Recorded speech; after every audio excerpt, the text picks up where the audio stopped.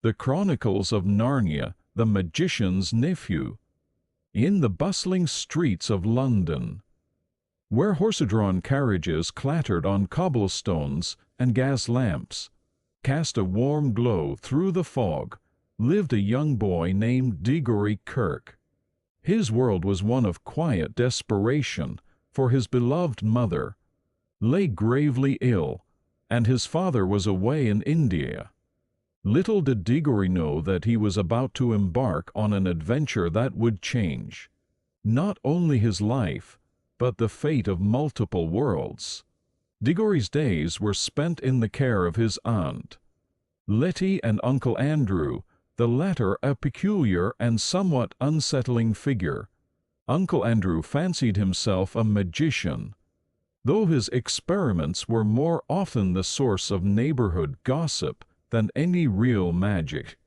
It was on one particularly gloomy afternoon that Diggory met Polly Plummer, the girl next door, and an unlikely friendship blossomed. As children often do, Diggory and Polly decided to explore the row of connected attics that ran the length of their terrace houses. Their adventurous spirits led them to a forbidden door beyond which lay Uncle Andrew's study. The room was a cluttered mess of strange artifacts, bubbling potions and musty old books. But what caught their eye were 2 rows of beautiful rings, yellow and green, sitting innocently on a tray. Uncle Andrew, seizing the opportunity to test his magical creations, tricked Polly into touching one of the yellow rings. In a flash of light and a rush of wind, she vanished.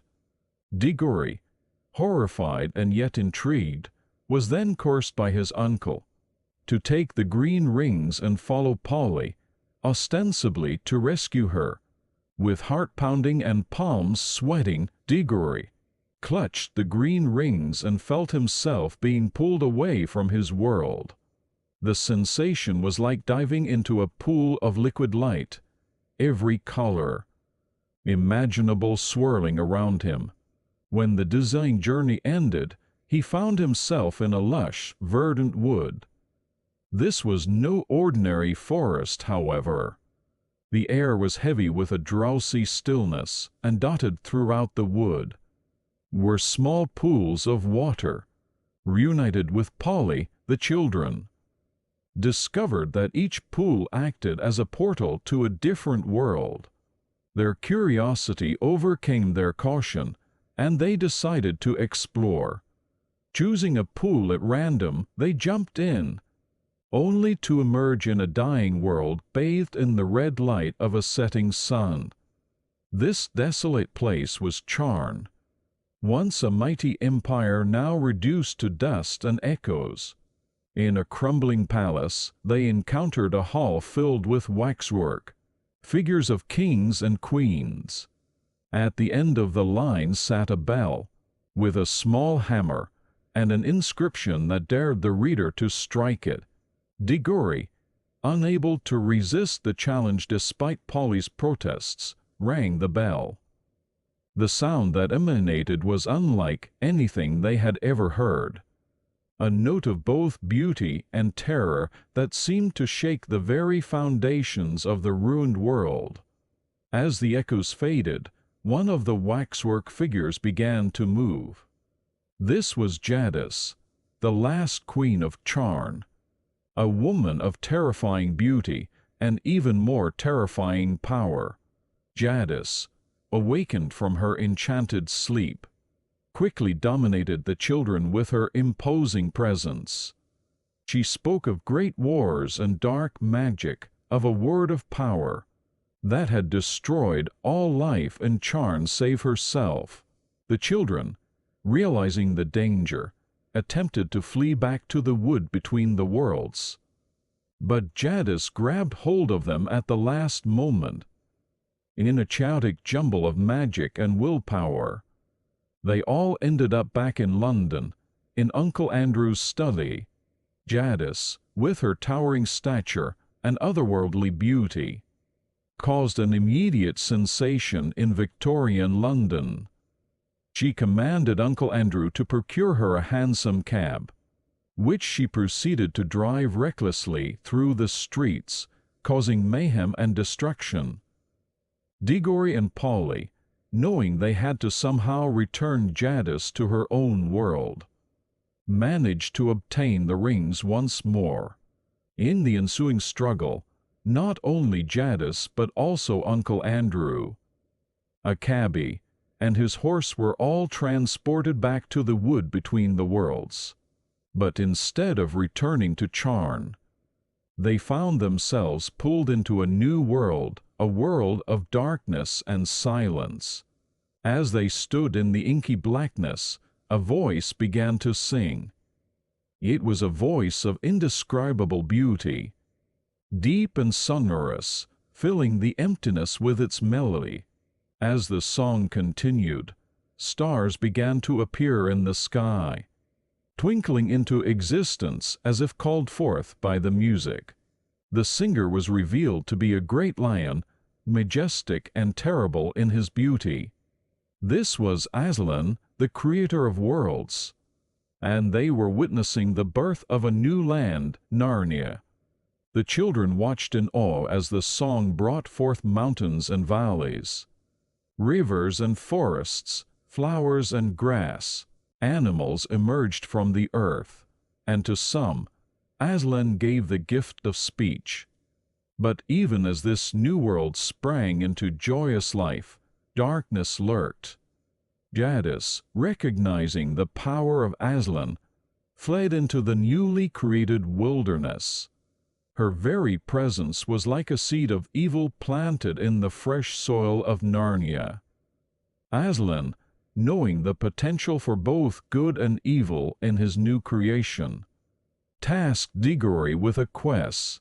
To protect Narnia, Diggory had to retrieve an apple from a garden in the Western Wild and plant it in Narnia.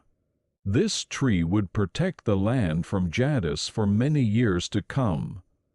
Diggory, accompanied by Polly and a flying horse named Fledge, who was none other than the London cabbie's horse, given wings by Aslan, set off on his mission. Their journey took them over vast landscapes, from lush valleys to snow-capped mountains. The newly created world was a riot of color and life, each vista more breathtaking than the last. At last they reached the garden. Its high walls and golden gates were imposing, but it was the smell that struck Diggory most, a scent so delicious. It made his mouth water and his heart ache with longing. Inside he found the tree with silver apples, but he also found Jadis. The witch, having eaten one of the apples, had gained immortality, but at a terrible cost. Her beauty had become harsh and cruel, and she tempted Diggory to eat an apple himself or take one back to cure his mother. In his greatest test of character, Diggory resisted the temptation. He remembered Aslan's words and his duty to Narnia. With tears in his eyes, he plucked an apple and fled from the garden. Returning to Aslan, Diggory planted the apple. A tree grew instantly, and Aslan explained that it would protect Narnia from Jadis for centuries. As a reward for his loyalty and sacrifice, Aslan gave Diggory an apple from the new tree to take back to his world and cure his mother. The children's adventure was coming to an end. The cabbie and his wife were crowned the first king and queen of Narnia, chosen for their kindness and wisdom. Uncle Andrew, who had been nothing but trouble, was sent back to London a changed man, his dabbling in magic forever behind him. As Diggory and Polly prepared to return home, Aslan left them with words of wisdom and a promise that they would one day return to Narnia, though not in the way they might expect. with a final look at the wondrous world they had helped create. The children used the rings one last time. Back in London, it seemed as if no time had passed at all. Diggory rushed to his mother's bedside and gave her the apple. To his joy and amazement, she began to recover almost immediately. The magic of Narnia had brought healing to his own world. Years passed, and Diggory grew into Professor Kirk, the kindly old man who would one day welcome 4 young evacuees to his country house during the war. The apple tree from Narnia grew in his garden, and when it was eventually blown down in a storm, he had its wood made into a wardrobe that would one day become a gateway to Narnia for a new generation of children. The Magician's Nephew is a tale of creation and temptation, of the birth of a magical world, and the consequences of our choices. It explores themes of sacrifice, the corruption of power, and the wonder of new beginnings. Through Diggory's eyes, we witness the raw beauty of a world coming into being, the terrible majesty of Aslan, and the insidious allure of Jadis. The story serves as a prequel to The Lion, the Witch, and the Wardrobe, explaining the origins of Narnia, the lamppost in the woods, and the wardrobe itself.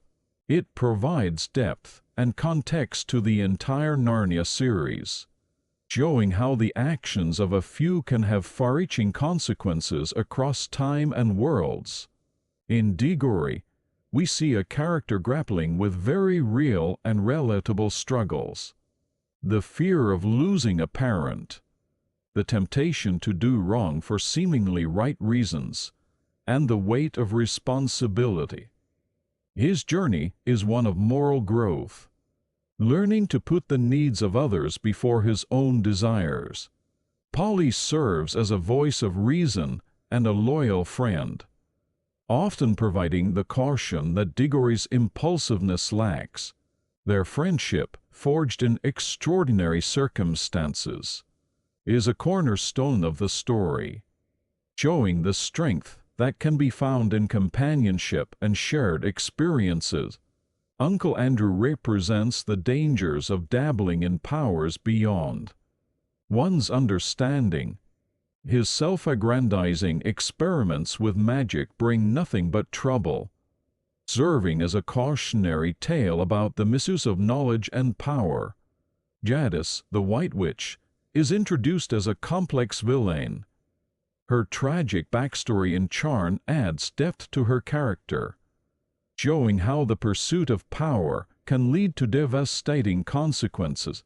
Her presence in the newly born Narnia foreshadows the conflicts to come in later books. Aslan, the Great Lion, is presented in all his awe-inspiring glory. His role as creator and guide sets the stage for his importance throughout the Narnia series. The description of his song bringing Narnia to life is one of the most vivid and magical sequences in children's literature. The Magician's Nephew also touches on deeper philosophical and theological themes,